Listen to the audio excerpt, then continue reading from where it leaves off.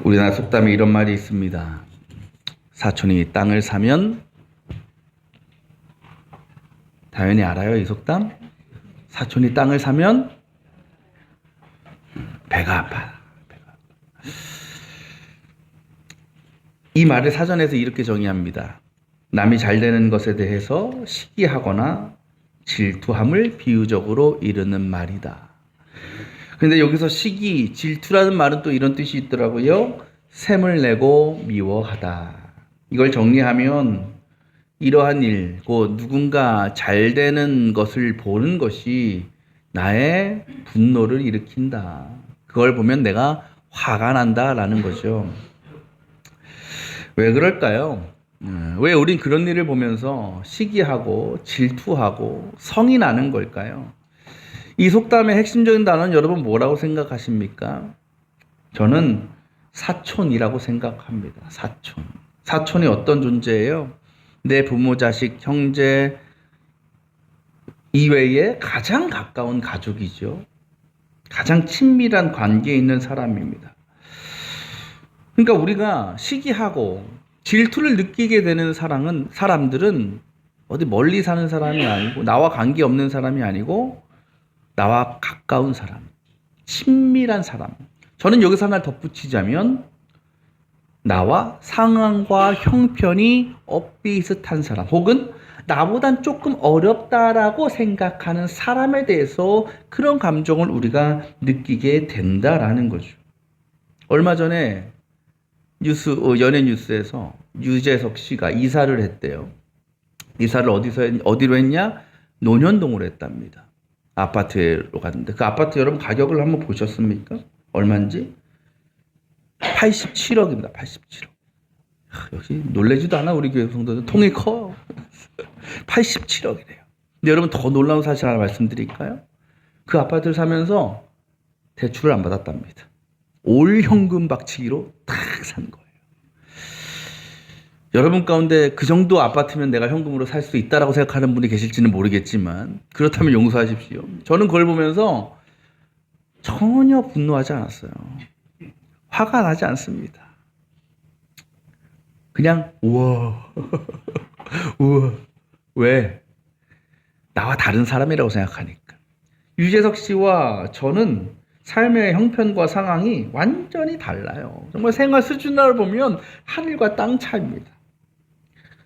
그래요. 이게 뭘 의미하겠어요? 이 시기와 질투라는 감정이라는 것이 내가 아예 기대하고 내가 바라볼 수 없는 대상에 대해서는 나타나지 않아요. 그렇죠?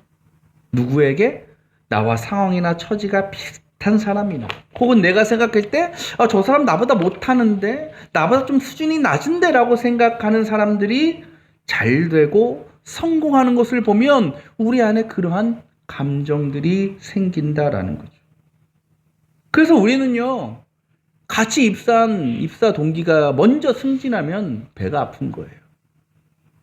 내 자녀의 친구가 내 아이보다 좋은 대학 가면 배가 아픈 것이고, 내가 운영하는 학원보다 옆 학원이 더 잘 되면 배가 아픈 것이고, 내가 목회하는 교회보다 내 친구나 후배가 목회하는 교회가 더 잘 되고 부흥하고 사람이 많아지면 배가 아픈 거예요. 그렇다면 우리의 신앙은 어떨까? 우리의 신앙 가운데 우리가 하나님을 섬기고 예배하고 그러한 믿음의 삶에도 우리 누군가를 향한 시기와 질투가 우리 안에 있지는 않은가라는 거죠.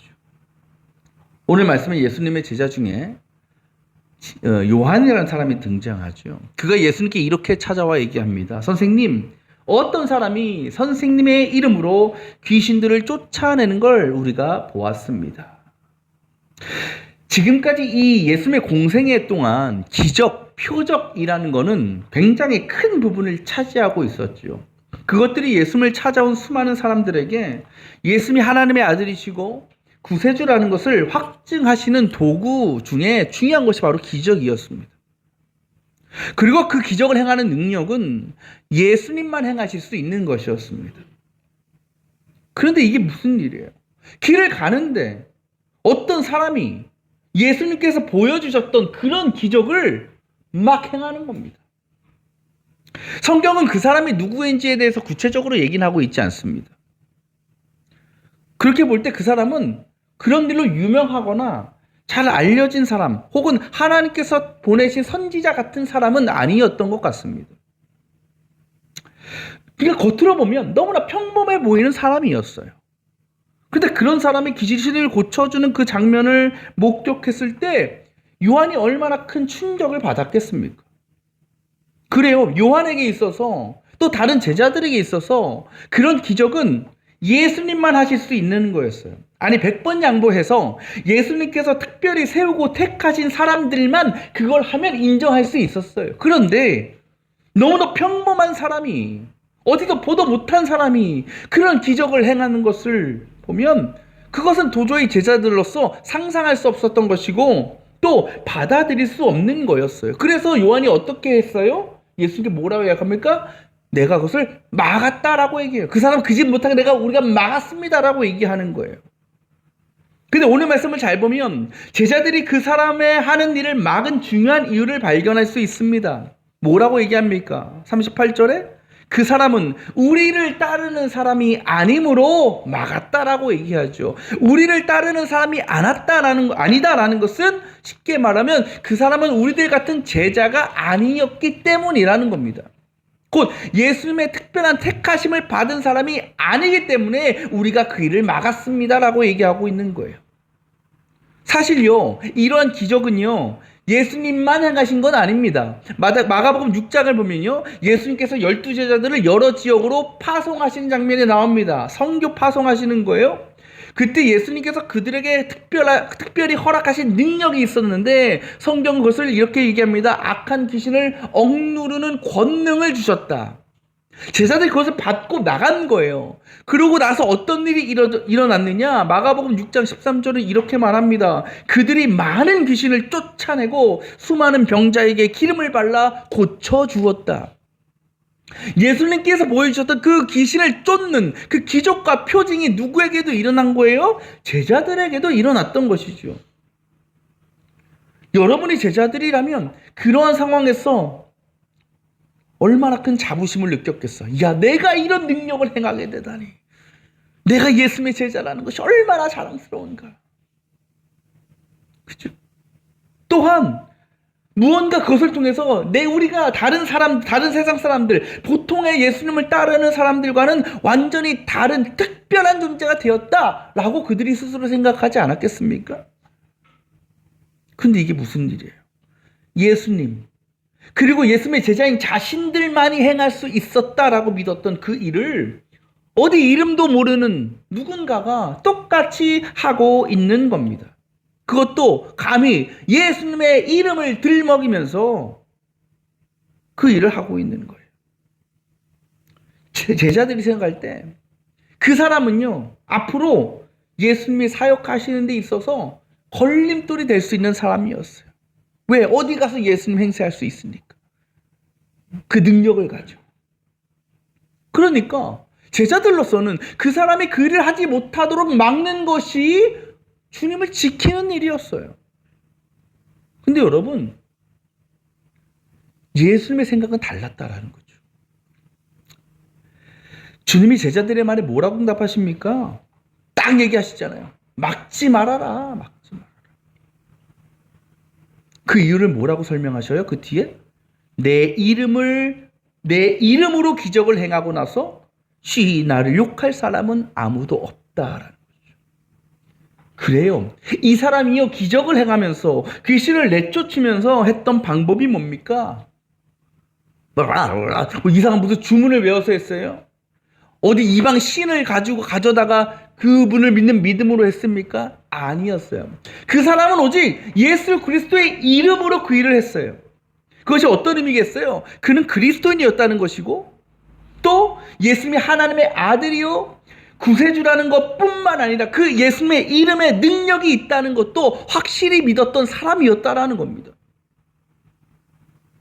곧 그 사람은요, 기적을 행하고 치유를 선언할 때에 자신의 경험과 능력과 믿음을 의지한 사람이 아니었습니다.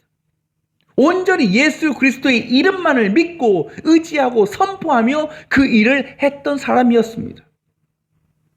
생각해 보세요. 만약 그렇지 않았다면, 그가 예수 이름으로 선포하지 않았다면 하나님께서 그와 같은 기적을 보여주셨겠습니까? 그런 일들이 나타날 수 있었겠습니까? 곧 그 모든 기적과 치유는 그 사람 자신이 아니라 예수 그리스도의 능력을 온전히 믿는 그의 믿음을 통해서, 그가 아니라 하나님께서 역사하시고 하나님께서 행하신 사건이었다라는 거죠. 예수님은 그것만 보신 거예요. 그가 제자인지 아닌지, 그가 어디 출신인지, 직업이 무엇인지 예수님에겐 중요하지 않았습니다. 그죠? 그가 예수 그리스도의 능력으로, 그 이름을 믿는 믿음으로 그 일을 했다라는 것, 그 사실 하나만으로 주님은 그는 우리의 편이야, 그는 예수를, 나를 따르는 자야 라는 것을 충분히 보여주는 것이었다라는 겁니다.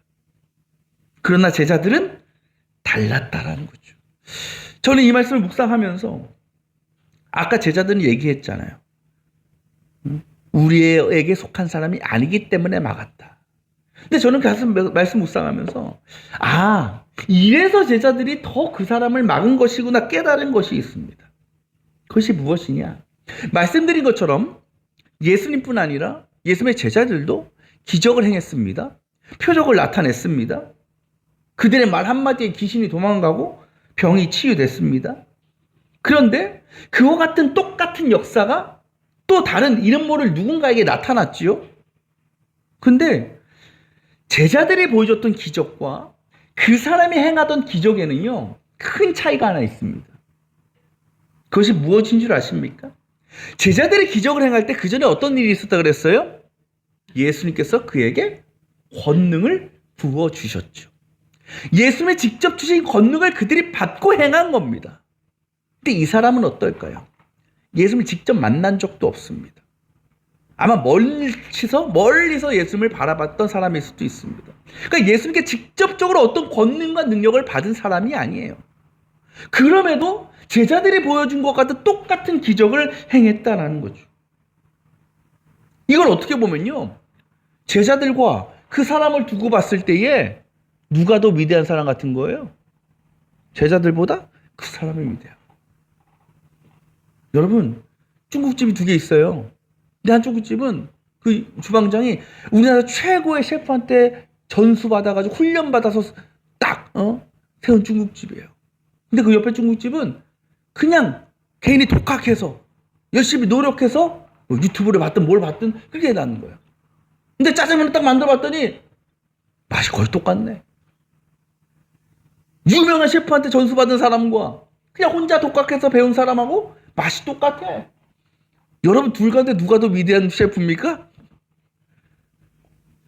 혼자 같은 맛이면 스스로 그 한 사람이 더 능력 있는, 요리에 재능 있는 사람이라고 생각하지 않겠어요? 제자들도 마찬가지. 우리 지난주에 어떤 말씀 나눴습니까?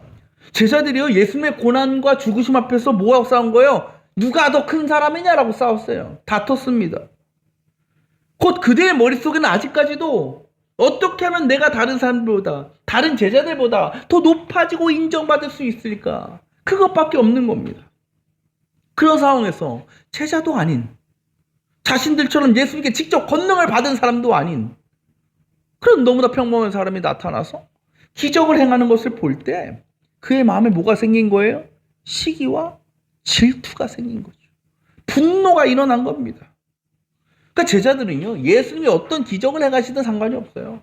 그것이 자신들의 어떤 신상과 존재에 영향을 끼치죠. 왜? 예수님이니까. 그런데 같은 제자들이나 아니면 제자 그룹에 속하지도 않은 사람, 자신보다 나을 것이 전혀 없어 보이는 사람들이 그런 엄청난 일을 나타내는 것은 제자들로서 받아들일 수가 없고 인정할 수 없는 거예요. 그 사람이 나보다 더 뛰어난 존재, 위대한 존재로 인정받는 것을 제자들은 지켜볼 수 없는 겁니다. 바로 이것이 제자들이 그 사람이 하는 일을 막았던 가장 큰 이유가 아니었을까라는 거죠. 곧 그들은 예수를 위해서 막은 것이 아니고 자신들이 영광받지 못할까, 높임받지 못할까 봐 걱정돼서 그것을 하지 못하게 한 것이라는 겁니다. 우리도 예수님의 제자가 될 때가 있지 않습니까? 우리도 그리스도인, 하나님의 자녀로 살아갑니다. 또 그러면서 각자 하나님께 기대하는 일들이 있습니다. 바로 삶에서 만나는 여러 문제와 어려움들을 우리가 해결받고 더 나아가서 내가 소망하는 일을 이루기를 원하죠. 그 일을 위해 우리가 열심히 하나님을 섬기고 예배합니다. 기도합니다. 그런데 신앙생활 하다 보면요, 나와 비슷하게 기도하는 것 같고 헌신하는 것 같고 예배하는 것 같은 다른 성도가 나보다 더 많은 복을 누리는 것 같은 것을 볼 때 있습니다. 나보다 세상적인 복을 더 많이 받는 것처럼 보일 때가 있습니다. 또는 나보다 별로 열심히 하시는 것 같지도 않아요. 대충 신앙생활 하는 것 같아요. 그런데 하는 일마다 잘 되고 기도하는 것마다 이루어지는 성도들 볼 때가 있습니다. 또 교회 안에서도 보면 내가 하지 못하는 일을 거뜬히 감당하는 성도들을 볼 때도 있죠. 그때 우리 안에 그들을 향한 시기와 질투가 생길 때가 있습니다. 내가 더 많이 받고 내가 더 누려야 되는데 그러지 못한 상황에 대해서 분노와 원망이 나타난다는 거죠. 그것이 우리로 하여금 그 상황을 받아들이지 못하게 하고 또 그들과의 관계를 가로막고 깨어지게 하기도 한다라고 합니다. 그러면서 하나님 앞에 이렇게도 기도하는 거죠. 하나님, 왜 나보다 저 사람이 많이 받습니까? 왜 나보다 저 사람에게 더 많은 은혜를 베푸십니까? 내가 더 열심히 했는데요. 내가 더 노력했는데요. 내가 더 애썼는데요. 제가 더 많이 많아야 되는 거 아닙니까? 당연히. 저 사람한테 저에게 주시지 않을 거면 저 사람도 주지 마세요. 이런 마음으로 하나님 앞에 나아갈 때가 있지 않은가라는 거죠. 여러분, 왜 우리가 하나님을 믿을까요? 왜 우리가 신앙생활을 열심히 감당할까요? 혹시 나의 믿음의 행실과 또 모습을 통해서 무언가 내가 하나님으로부터 내가 원하는 것을 보상받으려고 하는 그런 보상심리 때문에 하는 것은 아닙니까? 그것이 우리를 나보다 더 많이 누리고 더 많이 소유하는 사람들을 향한 시기와 질투의 마음을 갖게 하는 것은 혹시 아니겠습니까? 우리가 하나님을 예배하고 기도하고 헌신하는 일은 그것을 통해서 세상적인 성공을 하고 내가 원하는 것을 누리고 소망을 이루기 위한 것이 아닙니다. 우리를 죄에서 구원하시고 영원한 생명을 허락하신 하나님의 은혜에 대한 기쁨과 감격과 감사의 반응이 예배이고 기도이고 신앙생활입니다. 그런 우리의 삶의 가장 중요한 목적은 오직 한 가지입니다. 바로 하나님의 영광을 위해서 사는 거죠. 하나님의 기쁨을 위해 사는 겁니다. 그 일은 다른 것이 아니라 이 땅 가운데 하나님의 살아계심을, 하나님의 능력을, 하나님의 사랑을 우리가 드러내며 살아가는 겁니다. 그런데 여러분 다 그렇게 살길 원하시지요? 여러분을 통해서 하나님의 영광 받으시고 하나님의 능력이 나타나면 얼마나 좋겠습니까? 근데 그것이 꼭 나한테만 일어나는 일이어야만 합니까? 나를 통해서만 하나님의 영광이 드러나야 됩니까? 아니라는 거죠. 다른 사람들에게도 얼마든지 하나님을 역사하실 수 있는 겁니다. 마치 예수님의 제자들뿐 아니라 전혀 알려지지 않았던 이름 모를 평범한 그 한 사람을 통해서 귀신을 쫓아나는 놀라운 기적이 나타난 것처럼, 여러분 성경에 기록되지 않았지만 그로부터 귀신을 내쫓는 그 체험을 했던 사람들, 병이 났던 사람들이 그 이후의 삶이 어땠을까요? 그것에 대해서 하나님께 감사하지 않았겠습니까? 하나님을 믿지 않았던 사람도 그 능력을 통해서 하나님을 믿고 영접하고 구원받는 역사가 나타나지 않았겠습니까? 그걸 누가 가장 기뻐하실까요? 하나님이 가장 기뻐하시지 않았겠어요? 하나님께서 그 일을 통해서 영광 받지 않으셨겠냐는 거죠. 그렇다면 예수님의 제자들은 그 일을 가지고 질투할 게 아니에요. 시기할 일이 아닙니다. 어떻게 해야 될까요? 그 사람을 통해 나타난 그 주님의 능력과 열매를 보고 기뻐할 수 있어야 되는 거죠. 그것이 하나님의 영광을 위해서 살아가는 그리스도인들의 합당한 반응이라는 겁니다. 오늘 말씀 저도 이제 준비하면서 참 회개 많이 했습니다. 아까 서론에도 말씀드렸지만 저도 주변에 저와 비슷하게 개척한 후배 동기 목사들 많아요. 다들 형편이 다 다른데 요즘 SNS가 발달되어 있으니까 교회들도 SNS 주소를 갖고 있어요. 그래서 거기다 막 이제 교회 소식도 올린단 말이죠. 그걸 보면요, 막 부흥하는 걸 볼 때가 있어요. 막 성도들이 막 날 늘어나고 막 풍성해지는 거예요. 배가 아프더라고요. 아니, 딱 봐도 인물도 내가 더 낫고 노래도 내가 더 잘하고 설교도 내가 더 잘하는 것 같은데 왜 저 친구 저놈 목회하는 교회는 왜 이렇게 사람들이 이렇게 오는 거야? 왜 나보다 잘 나가는 거, 속게 말 잘 나가는 거야 라는 말이 마음이 드는 거예요. 근데 오늘 말씀 묵상하면서 정말 회개 많이 했어요. 그 교회가 잘 되는 것, 그가 부흥하는 것, 풍성해지는 것, 누가 가장 기뻐하실까? 하나님이 기뻐하시는 거 아니에요? 하나님께 영광되는 일 아닙니까? 근데 저는 나한테 그런 일이 일어나지 않는다고, 내가 그만하지 못하다고 시기하고 질투하면서 그렇게 그 친구를 바라보고 그 교회를 바라봤던 거예요. 하나님께서 기뻐하시고 영광 받으실 일을 저는 시기에 질투의 문제로 바라봤던 거죠. 우리는 어떠한가라는 거죠.